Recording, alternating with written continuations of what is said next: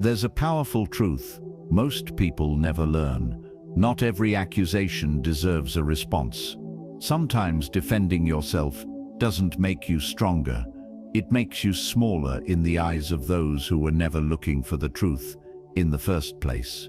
The more you explain yourself to the wrong people, the more control you hand over to them. True confidence is knowing when silence is your strongest answer. Here are 10 situations where defending yourself is a complete waste of energy. 1. When someone is committed to misunderstanding you, there's a special kind of frustration that comes from trying to explain yourself to someone who has already decided not to understand you. You speak calmly, you choose your words carefully, you even repeat yourself in different ways, hoping that this time, maybe this time, they'll get it.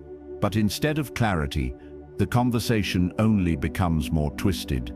Your words are bent, your intentions are questioned, and somehow the more you explain, the more guilty you start to look. That's because some people aren't listening to understand you. They're listening to confirm the story they've already written about you in their mind.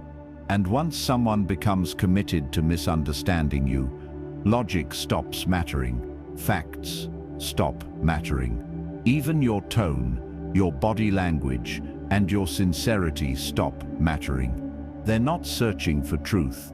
They're searching for validation of their own assumptions. Imagine trying to convince someone the sky is blue while they're wearing glasses that tint everything red. No matter how passionately you argue, no matter how clearly you point upward, they'll still see red. And eventually you'll start questioning yourself. You'll start wondering if maybe the sky really is purple, or maybe you didn't explain it properly. But the problem was never the sky, and it was never your explanation. The problem was the lens they chose to look through.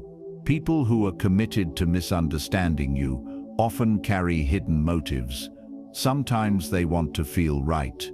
Sometimes they want to maintain a sense of control.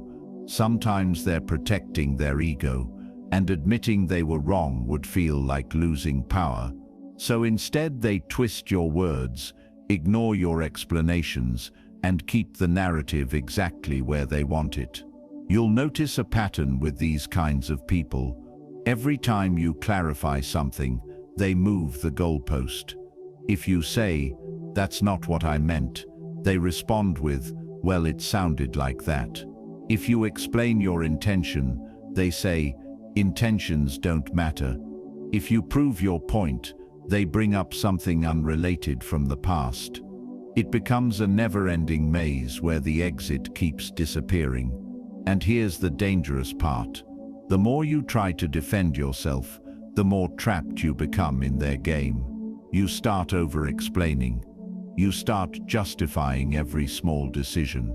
You start speaking in long paragraphs just to be understood. And in doing so, you slowly hand them control over your peace of mind. Because now, your emotional stability depends on whether or not they choose to understand you, and they already decided they won't. There's a quiet power in recognizing this moment.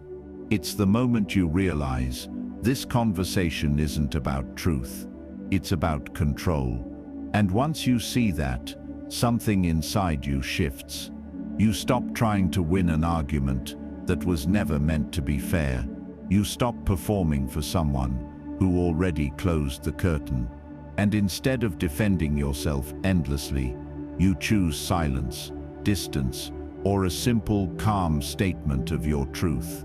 Because not every misunderstanding deserves a correction.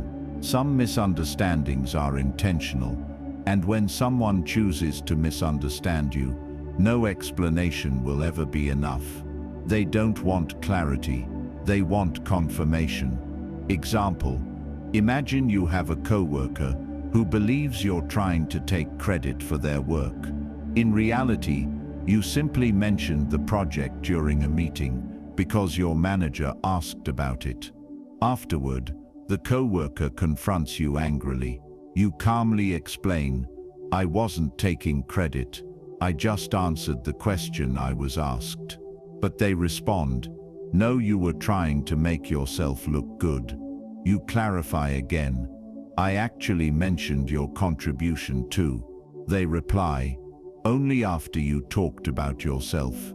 You show them the meeting notes, where their name is clearly included.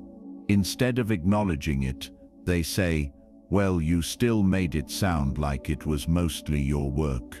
At this point, it becomes clear they're not trying to understand, they're trying to hold on to their belief. And no matter how many explanations you offer, they'll keep finding reasons to twist them. This is the moment where defending yourself stops being productive. You've told the truth. You've clarified your intentions. You've provided evidence. Anything beyond that isn't about resolution. It's about draining your energy. Sometimes the strongest response isn't another explanation. It's a calm, simple boundary. I've explained my side. If you still feel that way, there's nothing more I can say. And then you let your actions speak for themselves. Because when someone is committed to misunderstanding you, your peace is worth more than their approval. 2. When it's meant to provoke you. Not every accusation, insult, or comment is meant to start a conversation. Some are designed to start a reaction. There are people who don't speak to be understood. They speak to push your buttons. Their words are not about truth, clarity, or even disagreement. Their words are tools, carefully or unconsciously used to get a rise out of you. And the moment you defend yourself, you give them exactly what they wanted. Provocation is emotional bait. It's a hook thrown into the water, waiting for you to bite. The goal isn't resolution. The goal is your reaction, your anger, your frustration, your defensive tone. Because once you react emotionally, the dynamic changes. Now the focus isn't on what they said. It's on how you responded. Suddenly, you're the one who looks aggressive, unstable, or dramatic. And they get to sit back and say, see, that's exactly what I meant. People who provoke others often feed off emotional responses. Some do it out of insecurity. Some do it because they crave attention. Others do it because creating chaos gives them a strange sense of control. If they can control your emotions, they feel powerful, and nothing makes them feel more powerful than watching you lose your composure. Think about it. If someone throws a rock into a calm lake, the only way they know it worked is by the ripples. If the water stays still, the rock loses its impact. In the same way, provocation only works when you react. No reaction means no reward. But here's where most people get trapped. When someone insults you or accuses you unfairly, your natural instinct is to defend yourself. You want to correct the lie.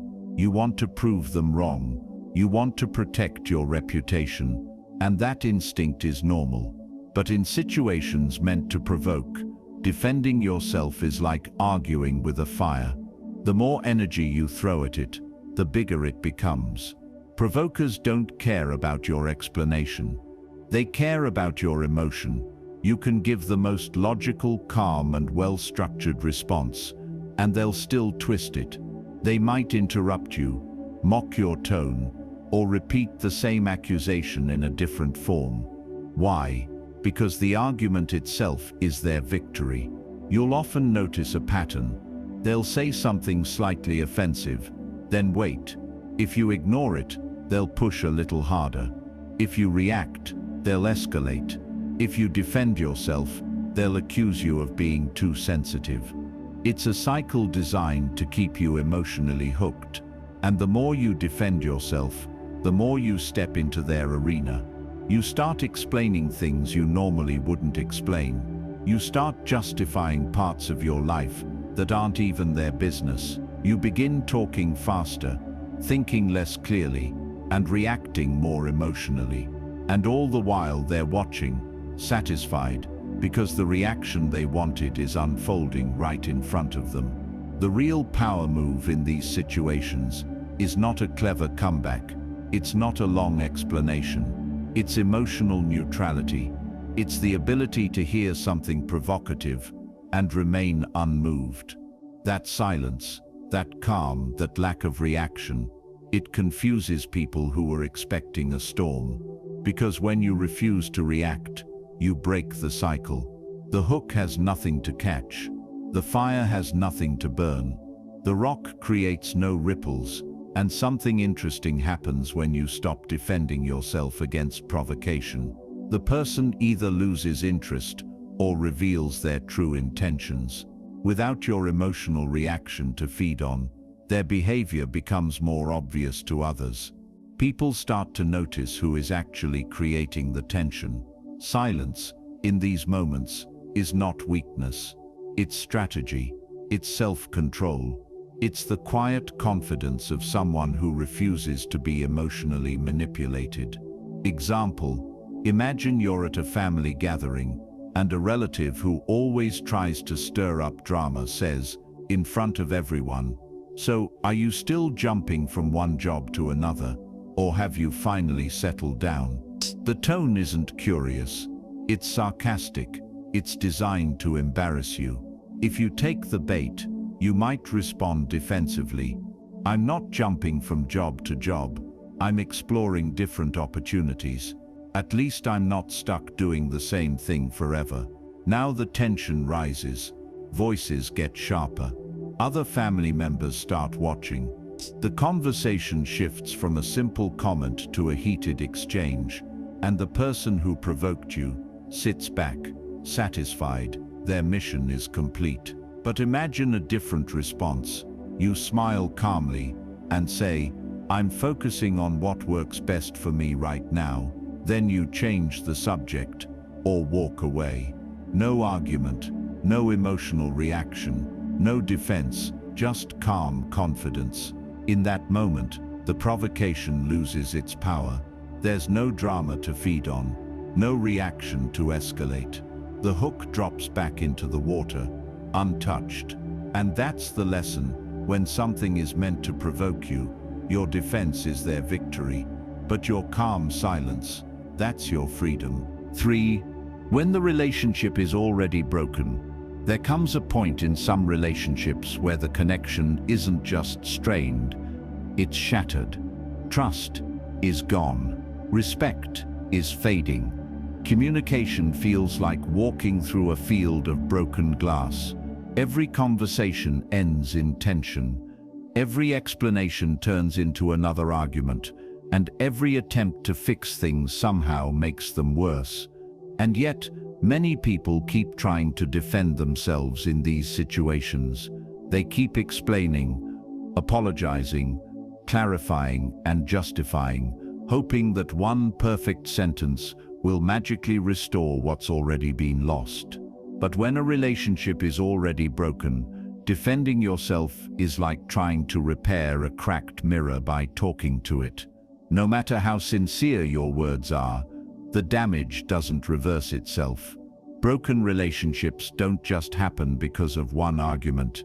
They're usually the result of repeated disappointments, unresolved conflicts, and emotional distance that built up over time. Small cracks turned into fractures, fractures turned into deep splits, and eventually, what was once strong becomes something fragile, something unstable. In those moments, explanations stop working the way they used to. Words that once would have cleared misunderstandings now bounce off walls of resentment. Apologies that once brought healing now feel meaningless. And even when you're being honest, the other person may hear manipulation instead of sincerity. Why? Because trust is the filter through which all communication passes. When trust is strong, even imperfect words are understood with kindness. But when trust is broken, even kind words are heard with suspicion. The relationship itself becomes the problem, not just the situation you're defending. Imagine trying to plant seeds in soil that's been poisoned.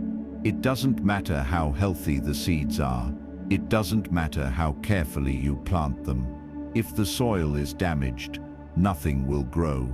In the same way, explanations can't grow in a relationship where trust, respect, and emotional safety no longer exist. People often stay stuck in this cycle because they're attached to the history. They remember the good times, the laughter, the connection, the moments that felt unbreakable.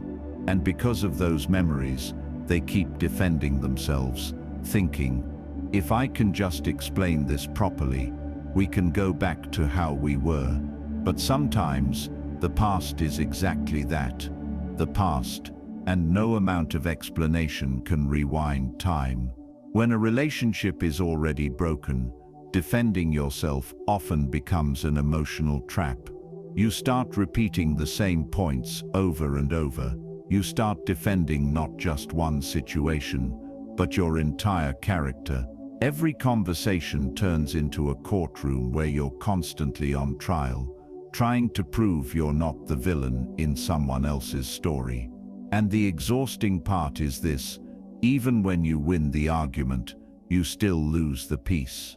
Because the underlying damage remains, the tension remains, the distrust remains. You walk away feeling drained instead of relieved. There's a quiet truth many people avoid. Some relationships don't need more explanations. They need distance, boundaries, or closure. Not every broken bond is meant to be repaired. Some are meant to teach you, grow you, and then release you. And when you keep defending yourself in a relationship that's already emotionally fractured, you're often just prolonging the pain. Silence, in these moments, isn't surrender, it's acceptance. It's recognizing that you can't rebuild something alone. It's understanding that a relationship requires effort from both sides, not just one person constantly explaining themselves. Example: imagine a couple who have been together for years. Over time, small arguments turned into constant conflicts. One partner feels unheard, the other feels unappreciated. Trust slowly erodes. Words become sharper, apologies become routine, but nothing really changes. One day, an argument breaks out over something small, maybe a forgotten phone call or a missed plan. The discussion quickly turns into old accusations. You never care about me. You always twist things. You're selfish. You're impossible to please. The partner being accused tries to defend themselves. That's not true. I've been working late to support us. But the response comes back. You're just making excuses. They explain further. I'm not making excuses. I'm just telling you what's been happening. But again, you always say that. You never take responsibility. No matter what they say, it doesn't land. Every explanation is rejected. Every clarification turns into another accusation. The issue is no longer about the missed call. It's about years of unresolved pain, distrust, and emotional distance. At that moment, defending themselves doesn't fix anything. It only adds more words to an already crowded argument. The real problem isn't the explanation. It's the broken foundation underneath the relationship. Sometimes, the most powerful response in a broken relationship isn't another defense. It's a calm realization. This isn't something words alone can fix. And in that realization, you stop trying to win arguments and start choosing your peace instead. 4. When it's an online argument, the internet has given everyone a voice, but it has also given everyone a stage, a spotlight, and an audience. And once an audience is involved, arguments stop being about truth. They become about performance, about pride, about who looks smarter, funnier, or more dominant in the comment section. That's why defending yourself in an online argument is often a losing game from the start, not because you're wrong, but because the environment itself isn't built for real understanding. It's built for reactions, likes, shares, and emotional fireworks. When people argue face to face, there are human elements involved. You see each other's expressions, you hear tone and intention, you notice discomfort, sincerity, or regret. Those subtle signals help keep conversations grounded in reality. But online, all of that disappears. You're reduced to text on a screen, a profile picture, a username, and once the human element fades, it becomes much easier for people to be harsh, dismissive, or aggressive. Online arguments also suffer from something dangerous: the illusion of control. Behind a screen, people feel braver, louder, more certain. They say things they'd never say in person. They interrupt, insult, exaggerate, or twist words without hesitation. And because there's no immediate emotional consequence, the conflict can spiral much faster.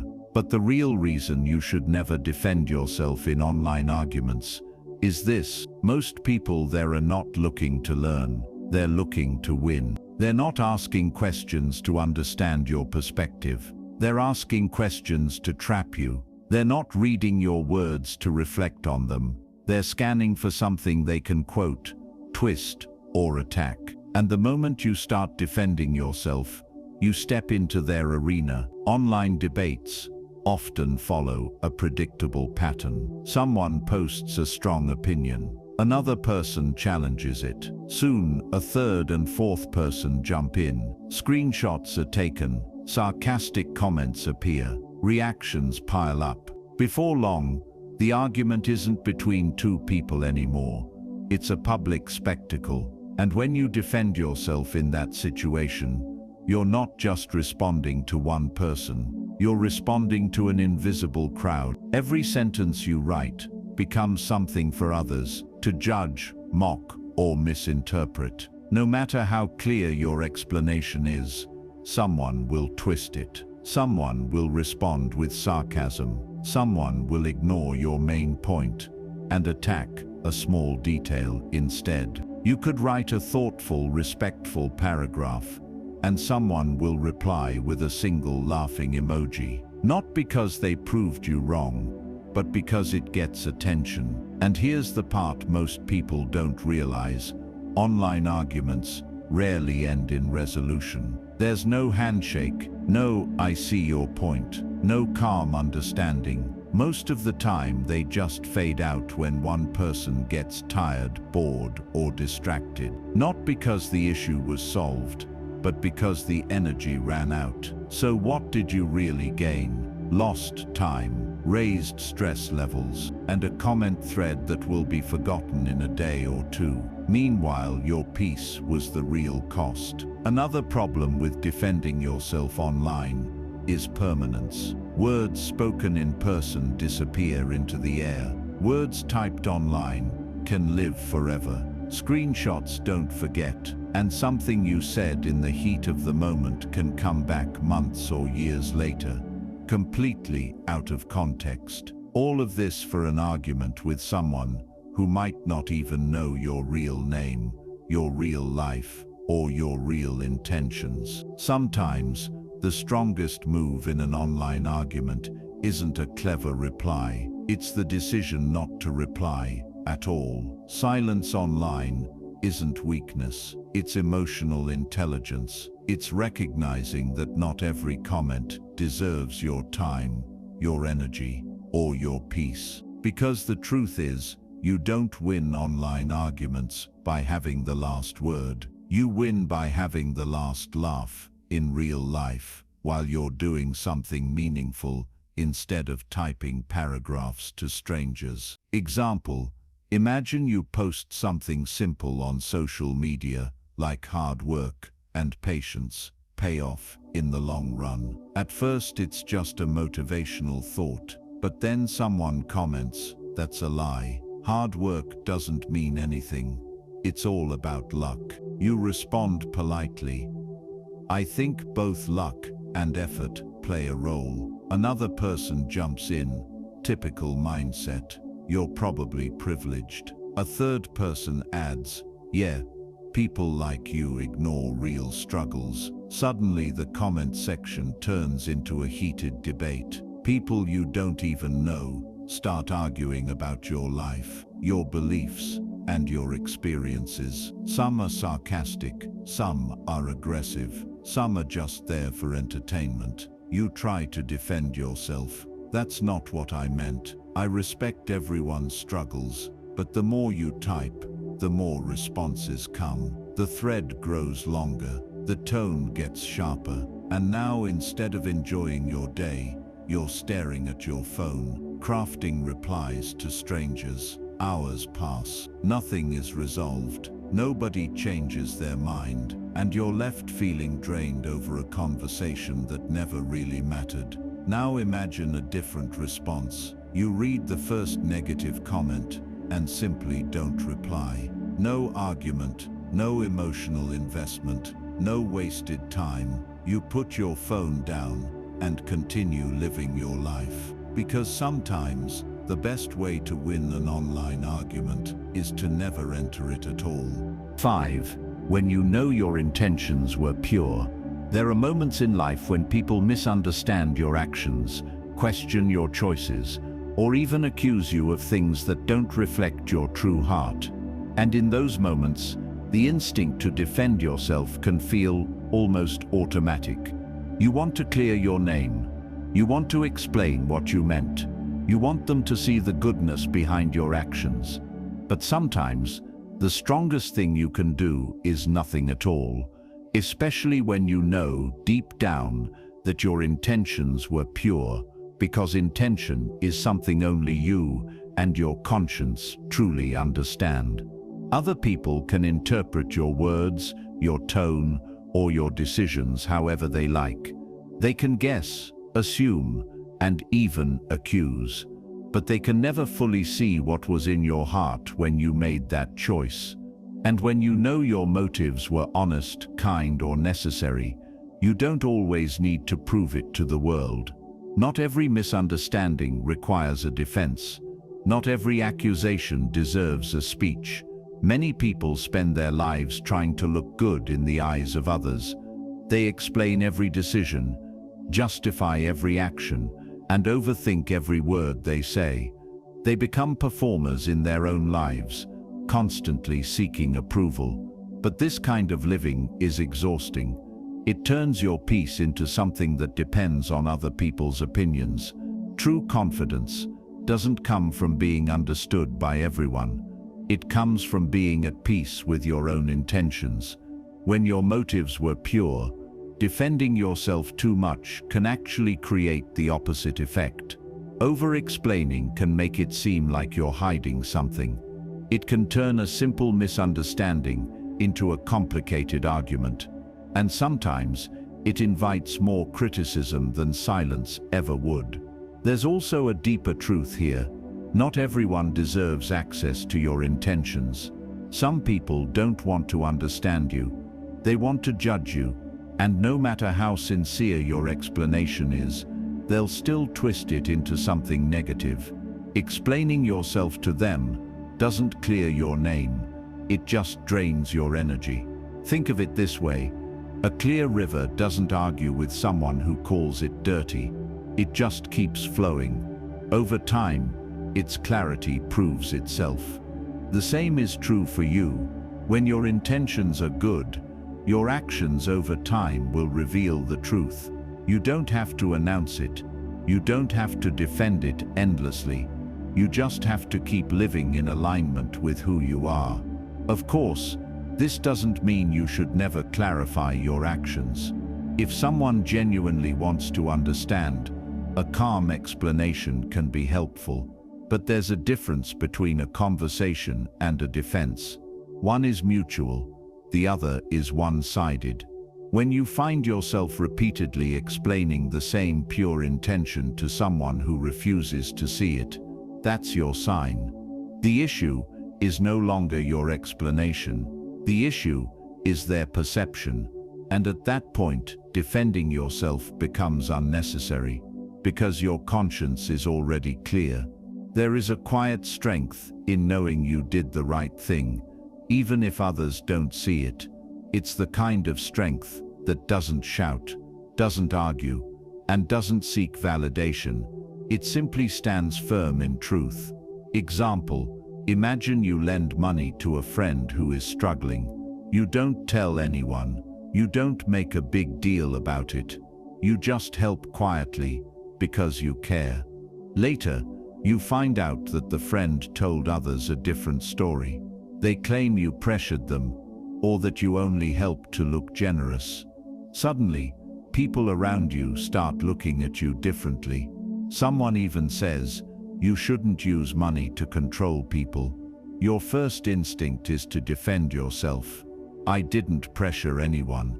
I just wanted to help." But the more you think about it, the more you realize something important. You know the truth. You know you helped without expecting anything in return. You know your intention was kindness, not control.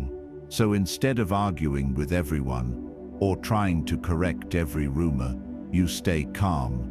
You continue treating people with respect. You keep helping where you can. Over time, your consistent actions speak louder than any explanation ever could. Eventually, people notice the pattern. They see your character for themselves, and the truth reveals itself without you ever having to defend it. Because when your intentions were pure, your peace matters more than proving a point. 6. When silence speaks louder.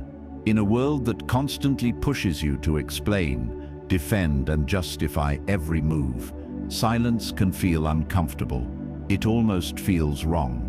If someone accuses you, your instinct is to respond.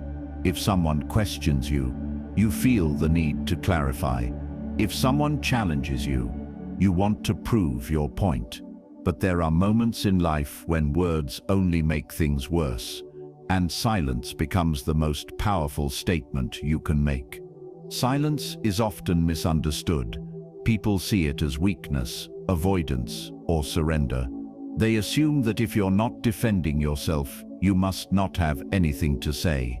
But in reality, silence can be a sign of deep strength. It shows control. It shows confidence. It shows that you are not desperate to win every argument or prove yourself to every person. Because the truth is, not every situation deserves your voice. Some situations deserve your distance. There are times when explanations only fuel conflict. You speak, they interrupt. You clarify, they twist your words. You defend yourself, they accuse you of being defensive. It becomes a cycle with no end. The more you talk, the deeper you sink into the argument. And before you know it, you're emotionally drained over something that never needed that much energy. Silence breaks that cycle. It removes the fuel from the fire. It denies the drama, the attention it needs to survive. And most importantly, it protects your peace. Think about people who constantly argue, gossip, or provoke others. What do they crave the most? A reaction. They want engagement. They want a response. They want to know they've affected you. Your silence, in those moments, becomes your shield. It sends a message without a single word. This is not worth my energy. Silence also has a way of revealing truth. When you stop defending yourself, people are forced to look at the situation more clearly. Without the noise of arguments and explanations, patterns become visible, character becomes obvious. Actions start speaking for themselves. Sometimes the person accusing you will even expose their own behavior in the absence of your reaction. They may become louder, more dramatic, or more unreasonable. And when that happens, others begin to see the truth without you having to say a thing. Silence also shows self-respect. It communicates that you value your time, your energy, and your emotional well-being. It shows that you're not willing to argue endlessly just to be understood by someone who isn't trying to understand you. But perhaps the most powerful thing about silence is this: it keeps your dignity intact. Words spoken in anger or desperation can leave lasting damage. Once they're said, they can't be taken back. Silence, on the other hand, leaves no scars. It gives you space to think, to breathe, and to choose your battles wisely. Silence doesn't mean you have nothing to say. It means you're wise enough to know that saying it won't change anything. Example: imagine you're at work and a colleague accuses you in front of others, saying, "You always try to make yourself look better than the rest of us." The room goes quiet. People glance at you, waiting for your response. The pressure builds. Your heart starts beating faster. Your mind races with things you could say. "That's not true. I've helped you more than anyone else. You're just jealous." You could defend yourself. You could argue. You could turn the situation into a heated exchange right there in the office. But instead, you take a breath. You look at them calmly and say nothing. You simply return to your work. At first, it feels uncomfortable, but something interesting happens. The colleague keeps talking, trying to provoke a reaction. Their tone becomes sharper. Their words become less reasonable. And gradually, others in the room start noticing. What once looked like an accusation now looks like unnecessary hostility. Your silence shifts the entire dynamic. Instead of two people arguing, it becomes one person complaining while the other remains calm and composed. Later, a coworker quietly tells you, "I don't know what their problem is. You handled that really well. You didn't defend yourself. You didn't argue. You didn't raise your voice. But your silence spoke louder than any explanation ever could." Because sometimes, the most powerful thing you can say is nothing at all. 7. When they're looking for drama, not truth. Some conversations are built on honesty, curiosity, and a genuine desire to understand each other. But others, they're built on something very different: drama, noise, emotion, attention. And when someone is looking for drama instead of truth, defending yourself becomes a pointless performance in a show you never agreed to join. Drama seekers don't want clarity. They don't want resolution. They don't even want fairness. What they want is excitement. They want raised voices, emotional reactions, and situations that keep the spotlight on them. To them, conflict is entertainment. And the moment you start defending yourself, you become part of their storyline. These people often disguise their drama as concern, questions, or accusations. It might sound like, "I just want to understand," or "I'm only saying this because I care." But if you pay attention, you'll notice something important. No matter how clearly you explain yourself, they keep the conflict alive. They keep pushing, repeating, and exaggerating. Not because they need answers, but because they need the drama to continue. It's like a person who keeps poking a wound just to watch it bleed. The problem isn't the wound. The problem is the person who refuses to let it heal. When someone is seeking truth, conversations move toward understanding. There's listening, there's reflection, there's some level of calm. Even if there's disagreement, there's a sense that both sides want clarity. But when someone is seeking drama, the conversation moves in circles. Every explanation becomes another reason to argue. Every apology becomes another accusation. Every calm response becomes an invitation for more chaos. You'll often see certain patterns with drama-driven people. They exaggerate small issues. They repeat the same points over and over. They bring up unrelated past events just to keep the tension alive. They involve other people to create an audience, and when the situation finally calms down, they find a new issue to stir things up again. For them, peace is boring. Stability feels empty. So they create storms, just to feel something. And the biggest mistake you can make with a drama seeker is defending yourself. Because your defense is their fuel.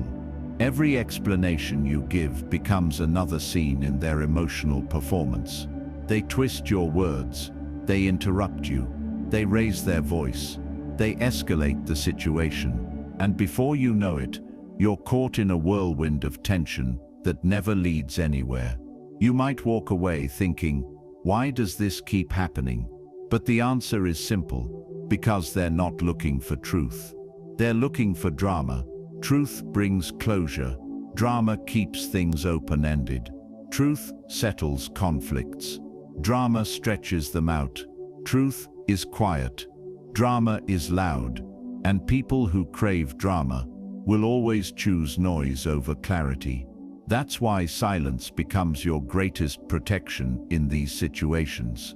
When you refuse to defend yourself, the drama has nowhere to go. There's no emotional reaction to feed on, no argument to stretch, no tension to escalate.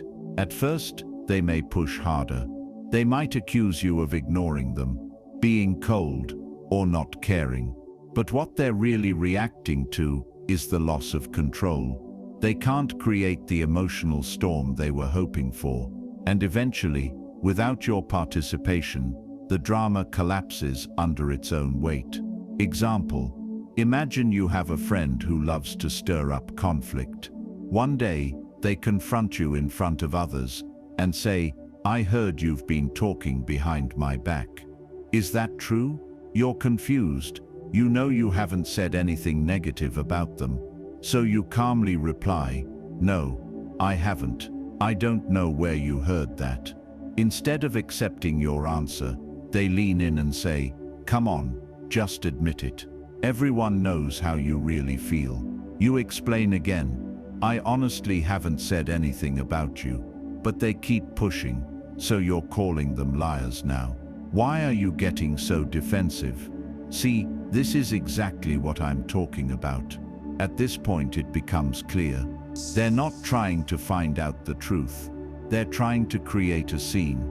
They want tension, raised voices, and a dramatic confrontation in front of others.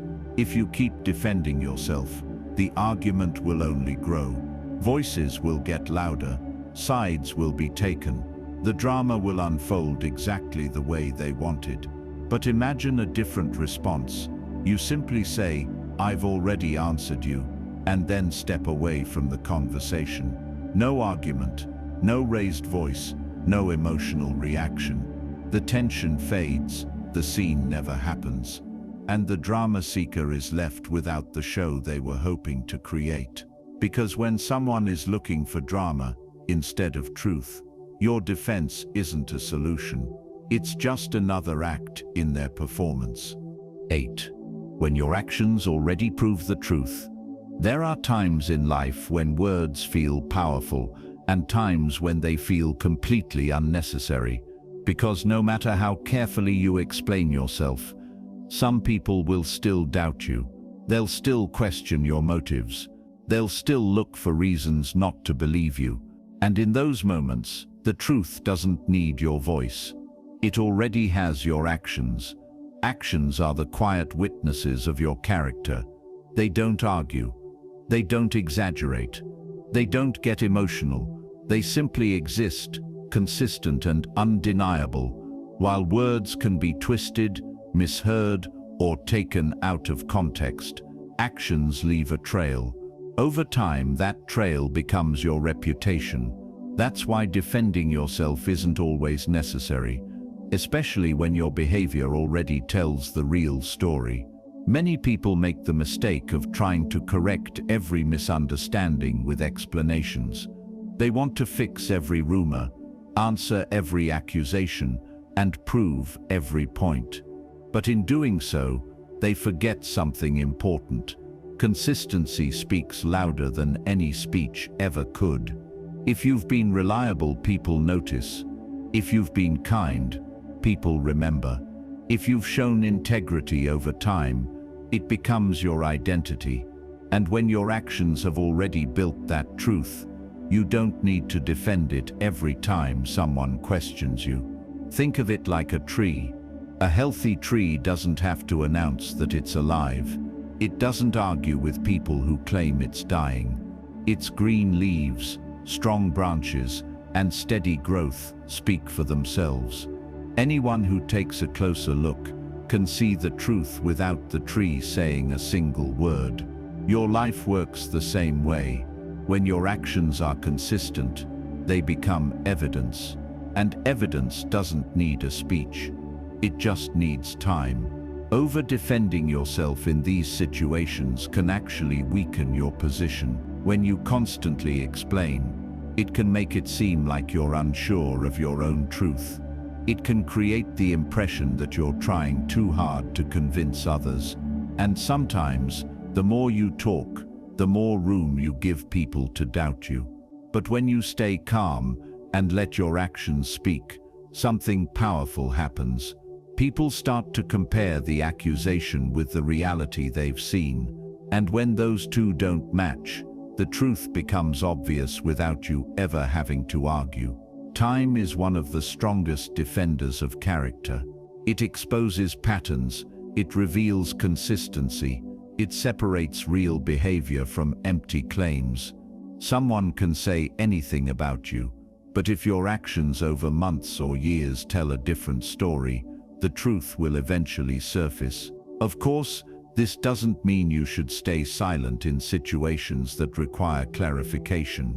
If there's a misunderstanding in a professional setting or a relationship that still has trust, a simple explanation can help. But when your actions already form a clear picture, constant defending becomes unnecessary. Sometimes, the best response isn't another sentence, it's another example, another day of integrity, another act of kindness, another moment of consistency, because actions don't argue, they prove. Example. Imagine you've always been the most reliable person on your team at work. You arrive early, meet your deadlines, and help others when they're overwhelmed. Over time, your co-workers and supervisors come to trust you because your actions show dedication and responsibility. One day, a co-worker who missed a deadline tells the manager, "The delay wasn't my fault. They didn't send me the information on time. They pointed you." Suddenly, the blame shifts in your direction.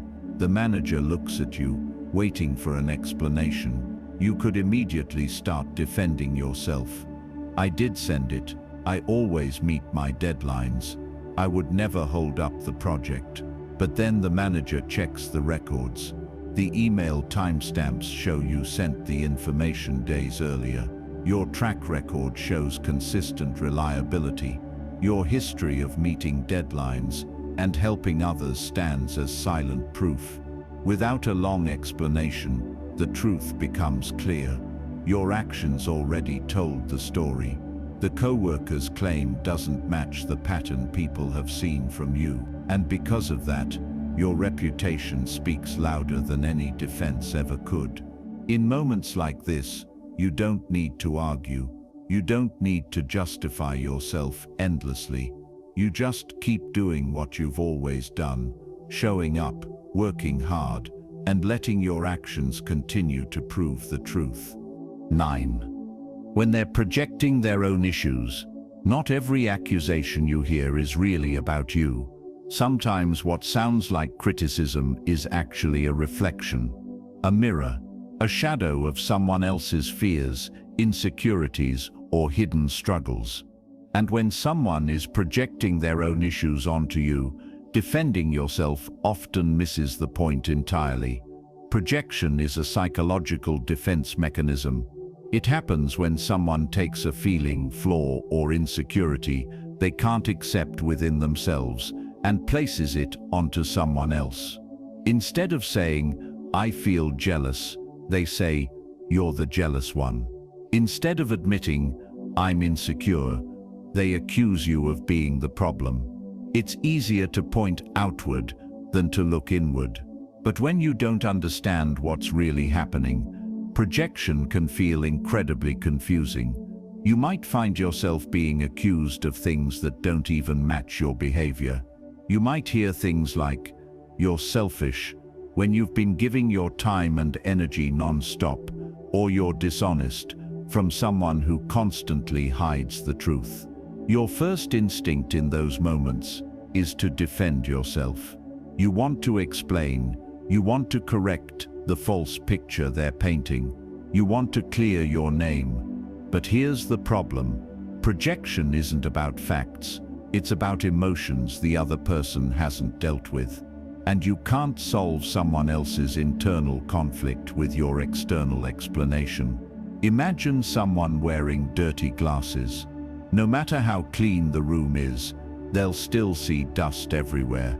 You could spend hours cleaning, rearranging, and proving how spotless everything is. But as long as their glasses are dirty, their view won't change. The issue isn't the room, it's the lens. Projection works the same way. The problem isn't always your behavior. It's the lens through which they're viewing you. People who project often carry unresolved feelings, jealousy, guilt, fear, or insecurity. Instead of confronting those emotions, they shift them onto others. It's unconscious most of the time. They're not always aware they're doing it, but the effect is the same. You end up defending yourself against something that was never really yours to carry. And the more you defend yourself, the deeper you step into their emotional world. You start explaining things that don't need explanation. You start questioning your own behavior. You begin to feel responsible for emotions that never belonged to you in the first place. That's the trap. When someone projects their issues onto you, defending yourself can actually reinforce their belief. To them, your explanation doesn't look like clarity. It looks like confirmation. They think, "See, they're getting defensive. I must be right." And the cycle continues. But once you recognize projection, everything changes. You stop taking the accusation personally. You start seeing the pattern. You notice how their words often reflect their own behavior or fears more than yours. And instead of rushing to defend yourself, you step back emotionally, because you realize something important. Not every criticism deserves a response. Some are simply reflections of someone else's inner struggle. Silence, in these moments, becomes a form of emotional intelligence. It shows that you understand the difference between your truth and their projection. It shows that you're not willing to carry burdens that don't belong to you. Example, imagine you have a friend who often cancels plans at the last minute. They forget commitments, arrive late, or disappear for days without explanation. Over time, this becomes a pattern. One day, you're busy with work and miss a call from them. You text back later, apologizing and explaining that you were in a meeting. Instead of understanding, they respond with, "You're so unreliable. I can never count on you. You always disappear when I need you." You're shocked. You've always tried to be there for them. You remember all the times they were the ones who cancelled or went silent. So you start to defend yourself. "That's not true. I've always supported you, and I only missed one call." But they continue. "See, you're making excuses. You never take responsibility." At this point it becomes clear. Their accusation doesn't match your behavior. It matches theirs. They're projecting their own pattern of unreliability onto you. If you keep defending yourself, the conversation will only spiral. You'll end up arguing about something that was never truly about you. But if you recognize the projection, you can respond calmly, or not at all. You might simply say, "I've explained what happened," and leave it there. No long defense, no emotional argument, because once you see the projection, you understand the truth. You don't have to defend yourself against someone else's reflection. 10. When you're emotionally triggered, there are moments when a single comment, accusation, or tone of voice hits a nerve so deeply that it feels almost impossible to stay calm. Your chest tightens, your heart beats faster, your thoughts start racing. Suddenly, you're not just responding to what was said, you're reacting to how it made you feel. That's what it means to be emotionally triggered. It's when a situation touches a sensitive part of you, an old wound, a fear, an insecurity, or a painful memory. And in those moments, defending yourself is often the worst thing you can do. Because when you're triggered, you're not thinking clearly. You're thinking emotionally. Your brain shifts from logic to survival mode. Instead of calmly evaluating the situation, you're focused on protecting yourself from the discomfort you feel. Your words come faster. Your tone becomes sharper. You start speaking from hurt instead of clarity. And once that happens, the conversation stops being productive. Think of your emotions like a storm. When the storm is raging, visibility is low. You can't see the road clearly. You can't make careful decisions. Trying to defend yourself in that moment is like trying to drive through a thunderstorm at full speed. The chances of crashing are high. Most arguments that end in regret don't start because people had bad intentions. They start because someone was triggered and reacted without thinking. Words get said that were never meant. Accusations get thrown around. Voices rise. And afterward, both sides are left with emotional damage that could have been avoided. When you're triggered, your goal shouldn't be to win the argument. Your goal should be to regain control of yourself. Defending yourself in that emotional state often leads to overreactions. You might exaggerate. You might bring up old issues. You might say something just to hurt the other person back. And in the moment, it feels justified. It feels like you're protecting yourself. But later, when the emotions settle, you realize something: you didn't actually defend yourself. You just added more fuel to the conflict.